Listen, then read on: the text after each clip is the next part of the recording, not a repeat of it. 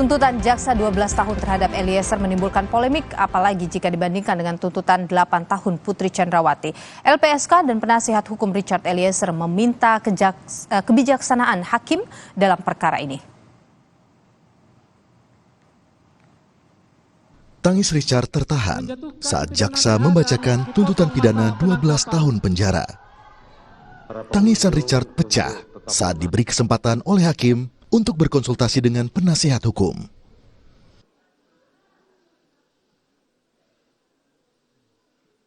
Tuntutan Eliezer sebagai justice kolaborator jauh lebih besar dari Putri Chandrawati yang hanya dituntut 8 tahun penjara. Padahal, Putri diduga ikut merencanakan dan mengetahui pembunuhan Yosua. Lembaga Perlindungan Saksi dan Korban LPSK menyesalkan tuntutan 12 tahun penjara bagi Richard Eliezer. Rekomendasi LPSK untuk keringanan hukuman sebagai penghargaan justice kolaborator tidak diperhatikan jaksa. LPSK berharap putusan hakim lebih adil terhadap Richard Eliezer. Kami intinya menyesalkan, menyayangkan sekali tuntutan JPU terhadap Richard Eliezer 12 tahun. Di luar harapan kami ya, karena harapan kami Richard kan sudah kami tetapkan sebagai JC, Justice Kolaborator, dan dia sudah menunjukkan komitmennya, menunjukkan konsistensinya untuk mengungkap kejahatan ini secara terang benderang. Bahkan kalau tidak ada pernyataan dan keterangan dari Richard, pengakuan dari Richard, kasus ini juga nggak akan terbuka ya, bahwa kasus ini adalah sebuah kejahatan tindak pidana pembunuhan. Semoga kami berharap putusan hakim, majelis hakim akan seadil-adilnya buat Richard, karena kalau tanpa Richard kasus ini nggak akan terbuka ya, tidak akan terungkap seperti itu. Dan kami sangat menyesalkan ini karena kemudian rekomendasi LPSK berkaitan dengan status Richard Eliezer sebagai justice kolaborator sekaligus penghargaannya untuk keringanan penjatuhan hukuman tidak diperhatikan gitu ya. Namun Kejaksaan Agung menilai komentar LPSK di luar wewenang mereka. Kejaksaan Agung mengklaim sudah mempertimbangkan status justice kolaborator dari Richard. Tidak bisa JC pelaku utama. Ini supaya saya luruskan ini. Undang-undang nggak bisa. Namun demikian, menghormati lembaga pemerintah lah LPSK ini, yang tugasnya sebetulnya hanya melindungi saksi dan korban. Tidak boleh intervensi dan menentukan pinggiran tuntutan pidana. Tuntutan pidana itu wewenang penuh Jaksa Agung. Tidak ada lembaga lain yang bisa yang bisa mempengaruhi. Tapi kami hormati LPSK, maka tuntutannya itu lebih ringan dibanding Pak Sambo. Kalau mungkin LPSK nggak mungkin 12 tahun. Dalam beberapa perkara yang melibatkan justice kolaborator, vonis hakim biasanya lebih rendah dari tuntutan jaksa. Misalnya, perkara suap pemilihan calon deputi gubernur BI dengan terdakwa Agus Condro. Vonis hakim lebih rendah 3 bulan dari tuntutan jaksa. Dalam perkara suap proyek Wisma Atlet Palembang, vonis hakim terhadap terdakwa Mindo Rosalinda lebih rendah 1 tahun 4 bulan dari tuntutan jaksa. Perkara lain seperti korupsi dan suap bansos Pemkot Bandung tahun 2009-2010 dengan terdakwa Edi Siswadi, vonis hakim lebih rendah 4 tahun dari tuntutan jaksa. Perkara lainnya, suap proyek infrastruktur Maluku dengan terdakwa Damayanti Wisnu, vonis hakim juga lebih rendah dari tuntutan jaksa. Atas tuntutan jaksa, penasihat hukum Richard Eliezer, Roni Talapesi, punya harapan tersendiri terhadap hakim. Mau kita sampaikan, masa sih anak muda ini akan menjadi korban lagi? Masa sih anak muda ini punya daya melawan perintah seorang jenderal? Masa sih anak muda ini punya niat membunuh Joshua? Masa sistem peradilan kita akan membuat seorang anak muda, prajurit rendahan, menjadi korban lagi dengan tuntutan yang tidak memenuhi rasa keadilan? Satu hal yang perlu diingat adalah, dalam perkara pembunuhan berencana Yosua, vonis hakim adalah penentu jumlah hukuman para terdakwa. Tim Liputan Kompas TV.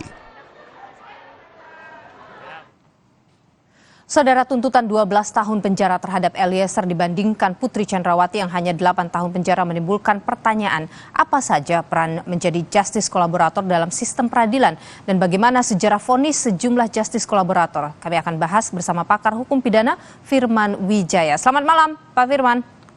Selamat malam Mbak. Iya, Pak Firman, jadi kalau kita lihat tuntutan dari jaksa yang ini dibandingkan adalah antara tuntutan jaksa terhadap Eliezer dan juga terhadap Putri Chandrawati. Ada ketidakadilan. Apakah Anda punya pandangan yang sama? Ya, jadi terus terang saya pertama menyesalkan ya konflik kelembagaan antara kejaksaan dengan LPSK itu menunjukkan tidak adanya coordinating system, tidak ada koordinasi yang jelas. Kenapa Anda berpikir begitu? Pidana. Ya, ini menunjukkan bahwa ada tidak hanya problem policy ya menyangkut perlindungan justice collaborator, tapi juga problem koordinasi, bahkan problem interpretasi. Ini sejatinya akan membuat posisi JC menjadi posisi yang tidak menguntungkan dalam sistem penegakan hukum di Indonesia. Padahal political justice collaborator itu harapannya adalah sang pembuka fakta ya, dia inner circle, dia bagian dalam dari sebuah peristiwa kejahatan yang sulit diungkap ya, dan membutuhkan kejujuran seseorang, keberanian seorang untuk menyampaikan secara terbuka sesungguhnya apa yang terjadi. Memang apa yang disampaikan oleh Jaksa Agung Muda Pidana Umum ya Pak Fadil Zumhana bahwa LPSK intervensi ini sungguh mengejutkan ya, dan menunjukkan bahwa memang tidak ada integrated criminal justice system ya, tidak ada sistem peradilan terintegrasi kaitan dengan posisi JC. Padahal dengan saksi dan korban ya di dalam sejarah dan perjalanan sudah cukup panjang di beberapa negara itu, khususnya misalnya menyangkut kepolisian, ada tokoh namanya Frank Serpico. Ya, seorang polisi yang berani mengungkap skandal yang terjadi di institusinya. Nah, hanya memang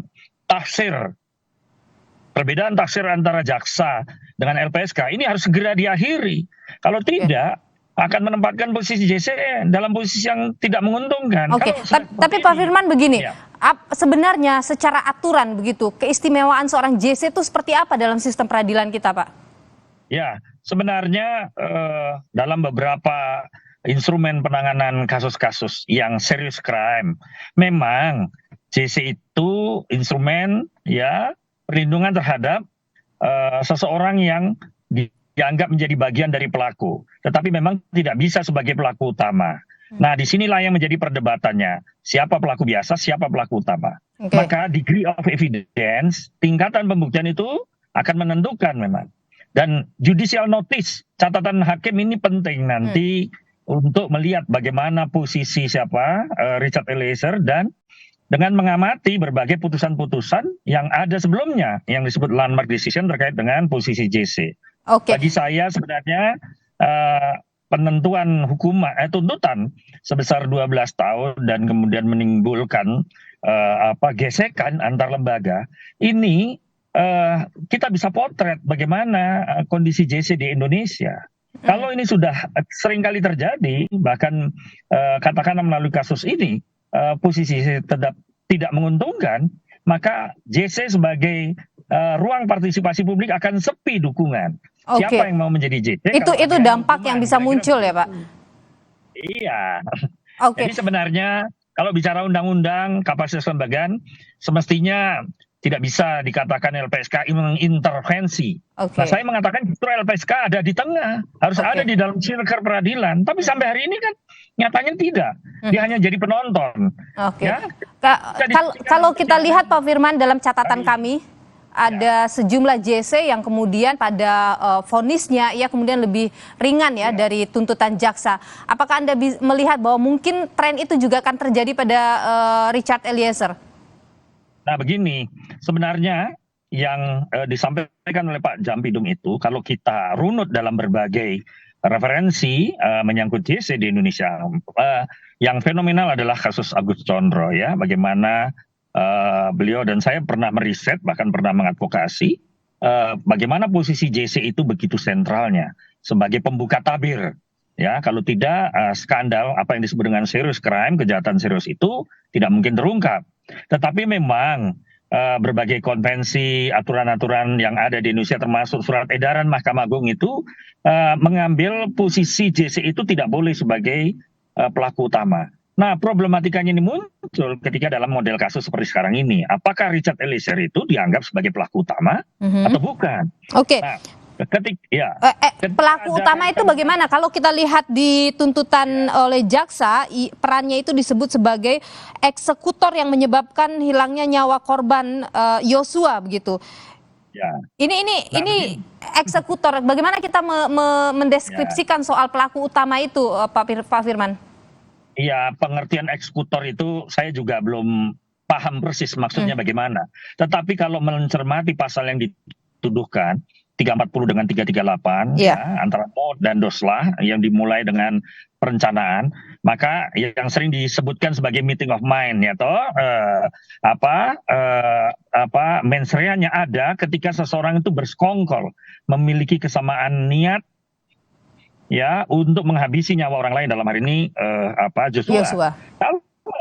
Kalau itu memang berdasarkan degree of evidence, bukti yang meyakinkan, saya melihatnya jaksa sepertinya lebih getol kepada soal pembuktian perbuatan, alat, dan akibat. Jadi melihat kepada posisi misalnya berapa kali tembakan itu dilakukan. Ya, nah ketika penggunaan alat itu, sarana kejahatan ini di dalam beberapa kasus itu bisa saja racun, bisa saja pisau, dan dalam hal ini adalah senjata atau pistol ya yang digunakan, maka memang akan memunculkan pertanyaan. Peluru siapa yang akan menentukan causing of death itu ya, penyebab kematian. Nah, di sinilah yang kelihatannya Pak Fadil Jumhana ya kejaksaan lebih menekankan pada aspek itu. Ya memang ini menjadi soal ketika menempatkan posisi JC ya sebagai pelaku yang melihat pada kualitas perbuatannya. Kelihatannya ke sana, bukan pada mana goodwill atau niat baik seseorang ketika dia menjadi bagian dari pelaku dan punya kesadaran, punya awareness, menyesali perbuatannya dan mengungkap ya kejahatan yang terjadi. Itu yang namanya PCP ya, participating of witness ya, bagaimana orang mau berpartisipasi atau berkolaborasi dengan penegak hukum. Nah, inilah yang disebut dengan justice collaborator. Yang dihargai mestinya kolaborasinya. Tetapi di sini yang dilihat adalah kualitas perbuatannya. Nah, di sinilah yang menjadi judicial notice bagi saya yang penting nanti dalam putusan pengadilan itu nanti.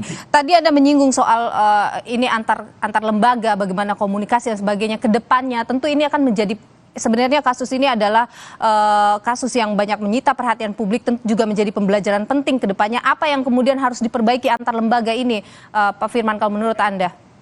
Ya, tadi saya sempat mendengar di Kompas bahwa ada penjelasan dari Pak Prof. Mahfud MD ya, Pak Menko Polhukam. Tapi bagi saya Pak Menko Polhukam mestinya juga mencermati ya, gesekan kelembagaan ini tidak boleh terjadi antara kejaksaan dan LPSK, apalagi dengan menggunakan terminologi intervensi. Bagaimana mungkin antar lembaga penegak hukum mengintervensi satu sama lain? Kalimat intervensi ini bisa menjadi bias. Ya, padahal sejatinya harus ada kolaborasi antar penegak hukum, mestinya ya, apalagi dalam konteks perlindungan saksi dan perlindungan terhadap justice kolaborator. Pak Firman, jadi nampaknya ya Mbak, yang saya prediksi katanya perlindungannya hanya pada fisik, bukan perlindungan pada hukumnya. Jadi seolah-olah menempatkan Pak Saudara Richard Eliezer ini sebagai justice collaborator yang dilindungi secara fisik saja, tapi secara hukumnya tidak terjadi itu. Itu yang disebut dengan mitigating of punishment. Kemungkinan hanya derajat pemidanaannya, derajat penghukumannya saja nanti. Padahal ya kalau hukuman apakah dianggap sebagai penghargaan? Ini yang saya tanyakan sama Mbak kepada masyarakat, pada publik. Kalau hukuman dianggap sebagai penghargaan, sebagai reward, siapa yang mau menjadi JC? Maka itulah JC seringkali sepi dukungan. Padahal menjadi JC itu bukan pilihan yang mudah, ya, penuh dengan risiko. Dan dengan apa yang muncul dalam tuntutan kemarin ini juga akan semakin membuat orang tidak ingin menjadi JC. Ya, kira-kira semacam itu. Apatisme akan terjadi. Satu sisi dituntut untuk cooperating ya, kerjasama.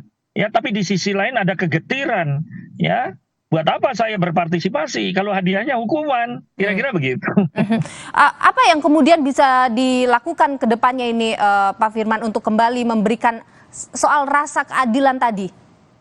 Ya, pastinya ketika JC ini adalah bentuk partisipasi masyarakat di dalam pengungkapan kasus kejahatan, mestinya ya negara, pemerintah harus menempatkan political JC itu secara lebih jelas dalam peraturan perundang-undangan. Saya rasa instrumennya sebenarnya sudah cukup, peraturan perundang-undangannya. Hanya tingkat koordinasinya. Ini yang muncul justru malah konflik antar lembaga dengan memberikan justifikasi ini intervensi dan sebagainya. Ini situasi memperparah saja terhadap proses penegakan hukum, apalagi potret buruk ini bagi saya terhadap JC di Indonesia. Baik, ya, kalau Pak. tidak demikian kita tidak berharap ya nasib JC itu sama dengan JC-JC yang sebelumnya, ya, Baik, lalu dalam posisi yang tidak menguntungkan. Baik, Begitu, Pak. Pakar Hukum Pidana Firman Wijaya, terima kasih sudah berbagi informasi di Sapa Sama-sama, Indonesia terima Malam. kasih. Sehat selalu Pak Firman. Sama-sama, Mbak.